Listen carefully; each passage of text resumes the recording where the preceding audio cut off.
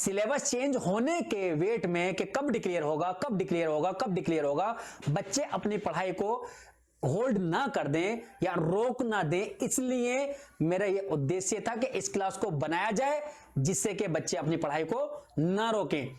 क्या क्या चेंज होना है, क्या क्या चेंज होना है, यहां आपको बिल्कुल सटीक जानकारी मिलेगी। ठीक है, कि कौन सी यूनिट चेंज होनी है, किस यूनिट से चेंज हो सकता है।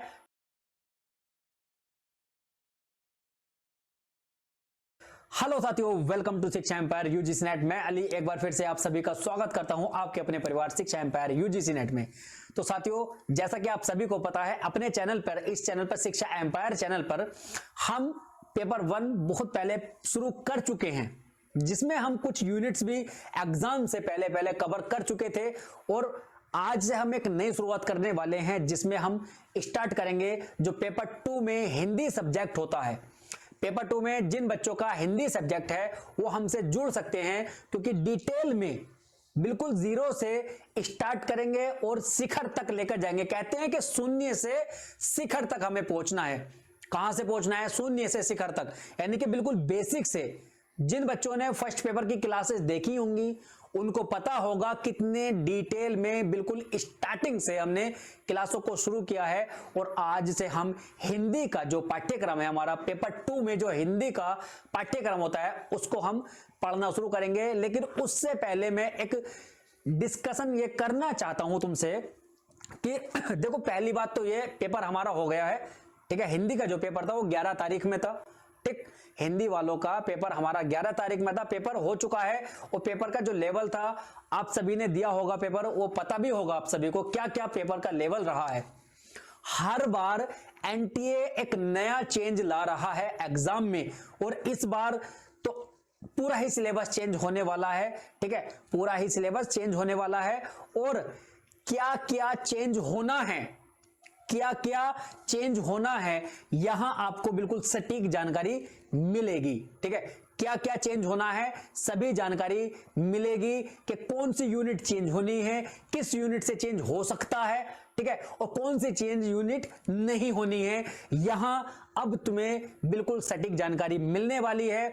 और अपने अनुभव से अपने अनुभव से मैं जो बताऊंगा यहां, वो बिल्कुल सटीक जानकारी होने वाली है। बाकी जो चेंज होना है वो 24 तारीख में डिक्लेयर हो जाएगा, लेकिन अभी किस किस पर पॉसिबिलिटी ज्यादा है मैं वो तुम्हें बता रहा हूं। और उम्मीद करना, यकीन करना कि वही चीज चेंज होने वाली भी है।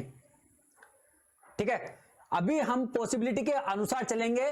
ठीक है, पॉसिबिलिटी के अनुसार चलेंगे, और पॉसिबिलिटी के अनुसार चलते हुए हमें 24 तारीख में जब हमारा डिक्लेयर हो जाएगा कि कौन सी यूनिट चेंज हो रही है, कौन सी नहीं हो रही है, क्या क्या चेंज देखने को हमें मिल रहा है। ठीक है, पूरी यूनिट चेंज नहीं होंगे, कुछ कुछ उसमें चेंज देखने को हमें मिलेगा। तो उन्हीं सभी पर आज हम डिस्कस करेंगे, और उसके बाद में हम अपना पाठ्यक्रम जो शुरू करेंगे वो स्टार्ट करेंगे। ठीक है, और एक चीज ध्यान रखना, पेपर तो हो गया है, अपनी पढ़ाई में ढील मत छोड़ना, लेजी मत बनना, पढ़ाई को मत छोड़ना। ये मत सोचना कि अभी पेपर जो हमारा सिलेबस है वो चेंज होने वाला है, और जो सिलेबस चेंज होगा, जब सिलेबस चेंज होगा उसके बाद में ही हम अपनी पढ़ाई शुरू करेंगे। ठीक है, लेकिन एक चीज ध्यान रखना, अगर तुम यहां गैप ले लिए ना, तुम उनसे पीछे रह जाओगे जो ये सोचकर पढ़ाई नहीं छोड़ेंगे कि मुझे पढ़ाई नहीं छोड़नी है, मुझे अगले में बहुत बेहतर करना है, अगले में मुझे बहुत बेहतर करना है।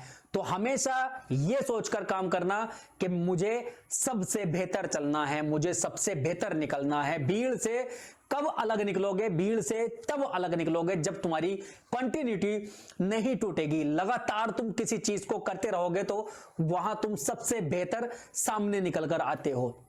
तो अपनी पढ़ाई मत छोड़ना, और मैं यहां जो तुम्हें बता रहा हूं, ठीक है, वो यकीन करना कि उन्हीं से तुम्हें चेंज देखने को मिल सकता है। ज्यादा बातें नहीं करेंगे। ठीक है, आज से हम यहां जो पढ़ेंगे वो डिस्कस करेंगे, हम यूनिट 1 से शुरू करेंगे और यूनिट 10 तक जाएंगे, जो हमारा पेपर 2 में हिंदी सब्जेक्ट है। जो बच्चे हिंदी से हैं वो जुड़ सकते हैं, और जुड़ तो सभी सकते हैं क्योंकि पेपर 1 तो सभी के पास है, और पेपर 1 भी हम यहां बहुत अच्छे से डिटेल में पढ़ते हुए चल रहे हैं। आज की जो क्लास थी वो इंट्रोडक्शन रखने की थी। यहां मैं तुम्हें बताने वाला हूं, देखो यहां सबसे पहली बात, हमारे पास 10 यूनिट होती है, इकाई 1, इकाई 2, इकाई 3, इकाई 4, यानी कि भाषा विज्ञान, साहित्य इतिहास और साहित्य शास्त्र, जिसको हम काव्य शास्त्र बोलते हैं, ठीक है, वैचारिक पृष्ठभूमि, और इसके बाद में आती है हमारी कविताएं। यूनिट 5 में कविताएं हैं, यूनिट 6 में हमारा उपन्यास आते हैं, और यूनिट 7 में कहानियां हैं, नाटक हैं, निबंध हैं, आत्मकथा, जीवनी या अन्य गद्य। अब यहां एक चीज ध्यान रखना, देखो ये जो हमारे पास यूनिट हैं 4, जिसमें भाषा विज्ञान है, साहित्य इतिहास है, काव्य शास्त्र या जिसको एनटीए ने लिखा है साहित्य शास्त्र वो है इकाई 3 में, और वैचारिक पृष्ठभूमि। अब एक चीज देखो, इन सभी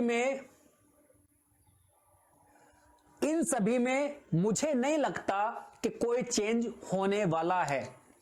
इन सभी यूनिट में क्यों चेंज नहीं होने वाला है? देखो जब हम हिंदी पढ़ते हैं, और हिंदी में हमने सबसे पहले, देखो हिंदी को पढ़ने के लिए हमें उसका थोड़ा सा वैज्ञानिक या थोड़ा सा उसका बैकग्राउंड भी हमें पता होना चाहिए। तो बैकग्राउंड, हिंदी का बैकग्राउंड हमें कहां से मिलेगा? हमें मिलेगा भाषा का। जब हम वैज्ञानिक अध्ययन करेंगे, भाषा विज्ञान की हम यूनिट पढ़ेंगे, तो भाषा विज्ञान में यूनिट जो हम पढ़ेंगे, ठीक है, उसमें हमें यह पता चलता है कि हिंदी आई कहां से है, हिंदी क्यों उत्पन्न हुई, कितनी भाषाएं हैं, कितने भाषा परिवार हैं, कौन कौन सी भाषा कहां बोली जाती है, कौन कौन सी बोली कहां बोली जाती है, कौन कौन सी लिपि है, ठीक है। तो इन सभी को हम, अगर हम हिंदी पढ़ रहे हैं, लैंग्वेज का कोई भी सब्जेक्ट पढ़ रहे हैं, तो उसको हमें पता होना चाहिए ना कि कौन किसका बेसिक क्या है, उसका इतिहास क्या रहा है। साहित्य इतिहास हम पढ़ते हैं, हिंदी साहित्य, तो हिंदी साहित्य में हमें साहित्य के साथ में उसका इतिहास भी पता होगा, तभी हम उसको आगे ले चलते हैं, ठीक है। साहित्य शास्त्र पढ़ेंगे, देखो भाषा विज्ञान यूनिट नहीं खत्म हो सकती, ठीक है, जितना कुछ है इसके अंदर वो A to Z रहेगा।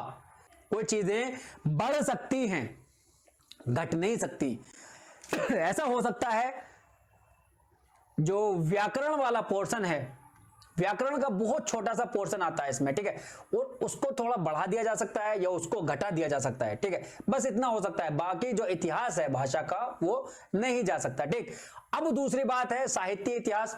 अब साहित्य इतिहास को देखो, साहित्य इतिहास, हम साहित्य पढ़ते हैं और साहित्य का हमें इतिहास ही नहीं पता होगा तो कैसे हम आगे बढ़ेंगे। तो जो साहित्य इतिहास की यूनिट है, यूनिट 2 यानी कि इकाई 2, तो वो उसमें कोई चेंज तुम्हें देखने को नहीं मिलेगा। यूनिट 3 है काव्य शास्त्र। सबसे पहले तो हमारे साथ काव्य शास्त्र आता है। बुनियाद कहां से आई है? बुनियाद हमारी काव्य शास्त्र से ही है। जो प्राचीन काव्य शास्त्री आचार्य थे, उन्होंने जो शुरुआत की है, भरत मुनि हुए, भामा हुए, इन सभी ने शुरुआत की है।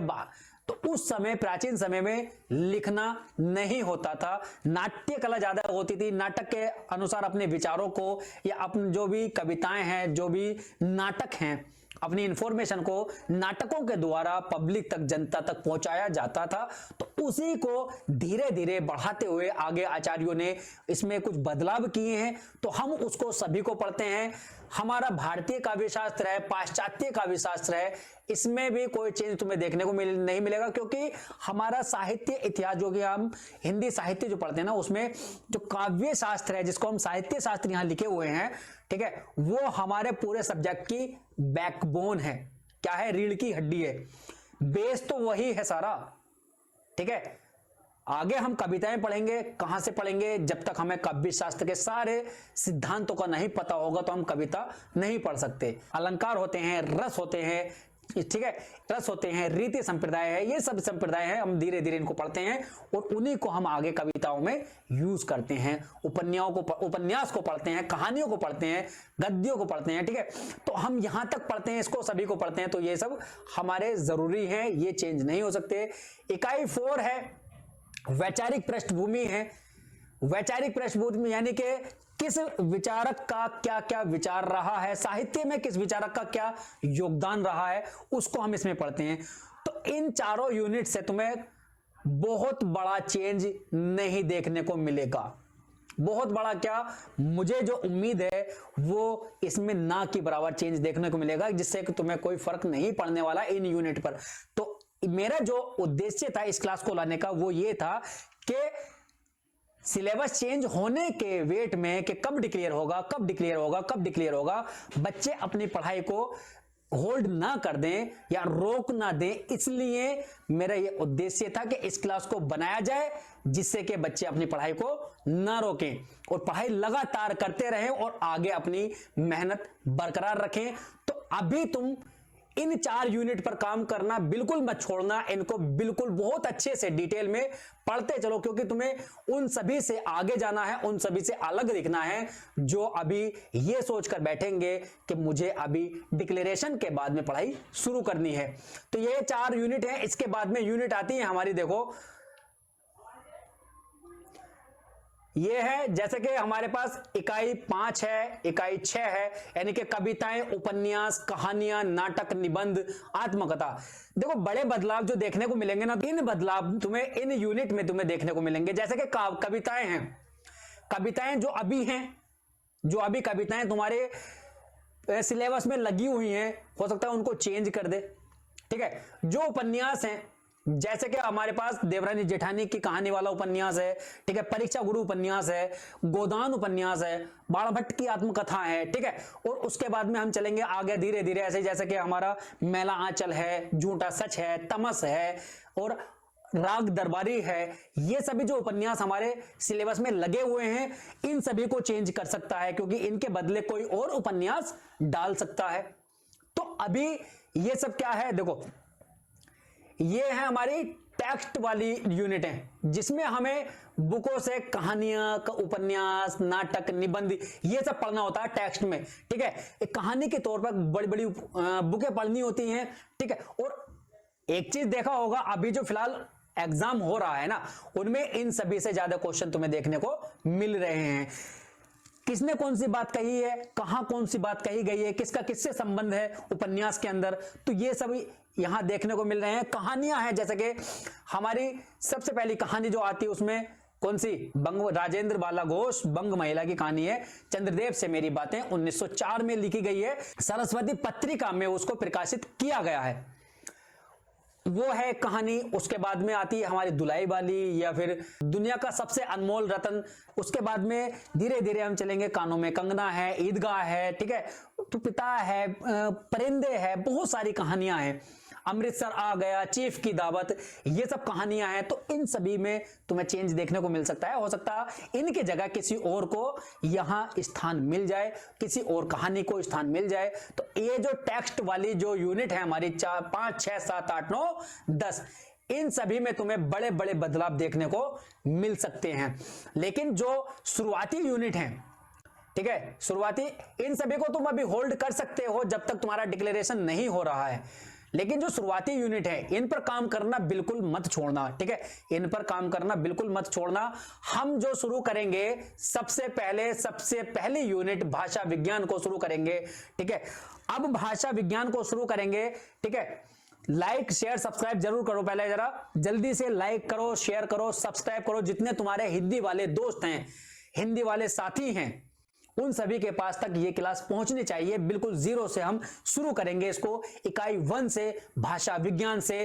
ठीक है, भाषा विज्ञान में भी बहुत जीरो से शुरू करेंगे और सभी को शेयर करो। फर्स्ट पेपर भी हमारे यहाँ पढ़ाई होती है। ठीक है, सेकंड पेपर आज से जो हिंदी वाला है उसके लिए भी शुरू हो चुका है, आगाज हो गया है। कहते हैं कि हो चुका है आगाज, रण बदलने की तैयारी है। हो चुका है आगाज, रण बदलने की तैयारी है। तो यहां से हम रण बदलने की तैयारी शुरू कर रहे हैं। आज से हम रण बदलेंगे। जैसे कि हम शुरू करेंगे भाषा विज्ञान को, सभी के पास तक इस क्लास को शेयर करो। और भाषा विज्ञान में हम ये देखेंगे कि भाषा है क्या, कहां से भाषा हमारी जो हिंदी है वो उत्पन्न हुई है, कहां से हुई है, क्या इसका इतिहास रहा है, क्या इसका बैकग्राउंड रहा है, किस किसने इसमें अपने योगदान दिए हैं, उन सभी को हम पढ़ेंगे। ठीक है, देखो सबसे पहले एक इसका क्रम होता है, स्वर्णिम होती है, ध्वनि, उसके बाद में वर्ण आते हैं, वर्ण के बाद में फिर शब्द बनते हैं, शब्द से वाक्य, वाक्य के बाद में भाषा बनती है। ठीक है, वाक्य के बाद में भाषा बनती है। स्वर्णिम क्या होता है? देखो स्वर्णिम होता है हमारे जब भाषा की सबसे छोटी इकाई होती है, पहली बात तो ये भाषा की सबसे छोटी इकाई होती है स्वर्णिम। और जब हम किसी भी शब्द को बोलने का या किसी भी वर्ण को बोलने की कोशिश करते हैं, प्रयत्न करते हैं, तो हमारी जो मुख से वायु निकलती है, हमारे मुंह से जो हवा निकलती है, वो शुरू होती है स्वर यंत्रियों से होते हुए, हृदय से निकलते हुए हमारे मुख से जब बाहर निकलती है, तो जितनी वायु निकलती है एक वर्ण को उच्चारित करने में, उस वायु को स्वर्णिम बोलते हैं। जैसे कि देखो हमने बोला पा और पा, तो इसमें क्या है, दो स्वर्णिम आते हैं। पा पापा है, स्वर्णिम होता है। स्वर्णिम जो होता है वो होता है मुख के एक बार के खुलने से और एक बार के बंद होने के बीच में जो हमारी मुख से वायु निकलती है, उसको स्वर्णिम बोलते हैं। अभी मुंह बंद है, पा पा, दो बार मुख बंद हुआ है, दो बार मुख खुला है, तो इसमें हमारे दो बार वायु निकली है, तो स्वर्णिम हमारे दो हो जाते हैं। ठीक है, उसके बाद में जब हमारी वायु मुख से निकलती है, तो वायु के निकलने से ही अलग अलग वर्ण के लिए अलग अलग तरीके से हमारे मुंह का आकार हो जाता है, तो उसी प्रकार की ध्वनि निकलती है।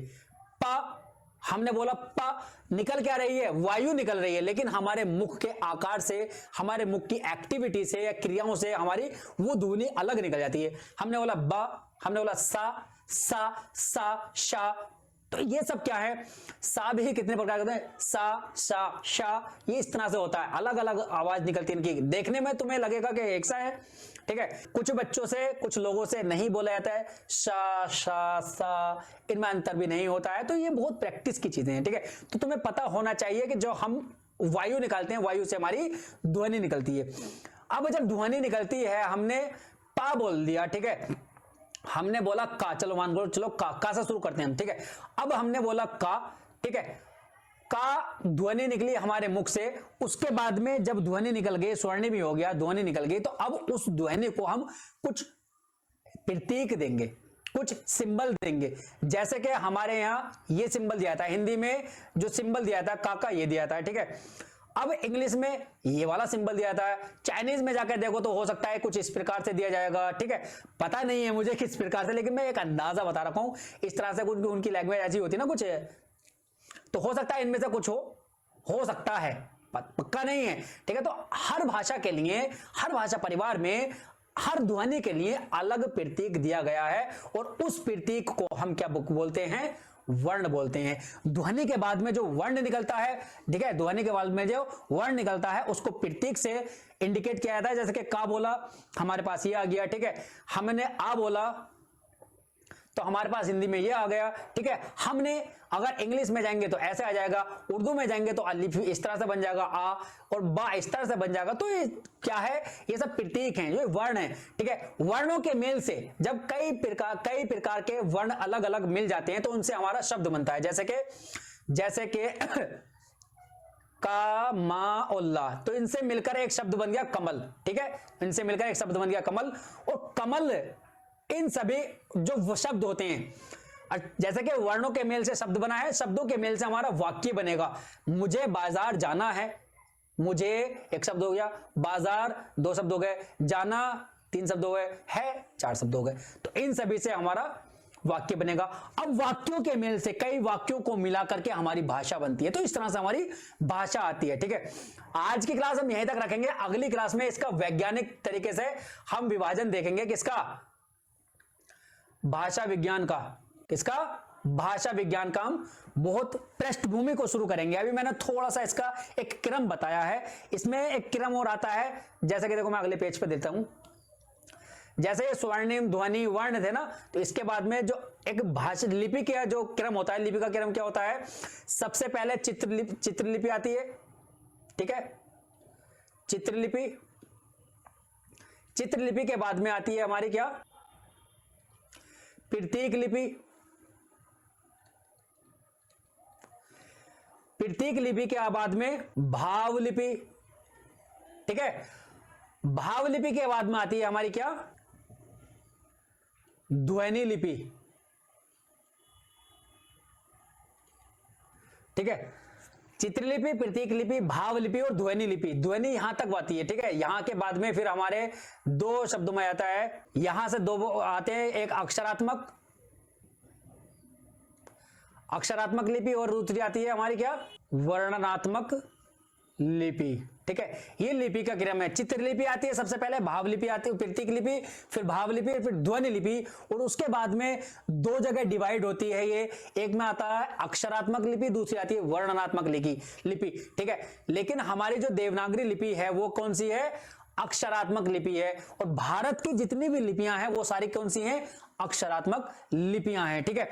तो यहां से आगे हम जो शुरू करेंगे अगली क्लास में। और हां, कमेंट करके जरूर बताना कौन कौन बच्चे हैं जो अपनी पढ़ाई को लगातार रखना चाहते हैं, क्योंकि कमेंट करके तुम बताओगे तभी मैं दूसरी क्लास लेकर आऊंगा, वरना मैं भी नहीं लेकर आऊंगा। ध्यान रखना, अगर तुम कमेंट करके बताओगे कि हमें पढ़ना है, यूनिट 1 से हम लगातार पढ़ना शुरू चाहते हैं, तो मैं तभी दूसरी क्लास लेकर आऊंगा, वरना यही रोक दूंगा मैं भी, जब तक डिक्लेयर नहीं होगा सिलेबस। देख लेना और कमेंट करके बताना कि हाँ हम तैयार हैं, हम पढ़ना चाहते हैं, तो मैं दूसरी क्लास डिटेल में, बहुत डिटेल में, तुमने सोचा भी नहीं होगा इतनी डिटेल में अभी तक किसी ने नहीं पढ़ाया है। मैंने प्रिपेयर कर लिया है पीपीटी को, बस मैं तुम्हारे कमेंट की, तुम्हारे रिप्लाई की वेट करूंगा। तुम कहोगे कि हाँ हमें पढ़ना है, तभी मैं क्लास को लेकर आऊंगा, वरना मैं भी डिक्लेरेशन का वेट करूंगा। ध्यान रखना, ठीक है। तो मिलते हैं अगले सेशन में। लाइक शेयर सब्सक्राइब जरूर करके जाना। तो तब तक के लिए हंसते रहें, मुस्कुराते रहें, अपना और अपनों का बहुत सारा ख्याल रखें। धन्यवाद, टेक केयर, बाय, जय हिंद।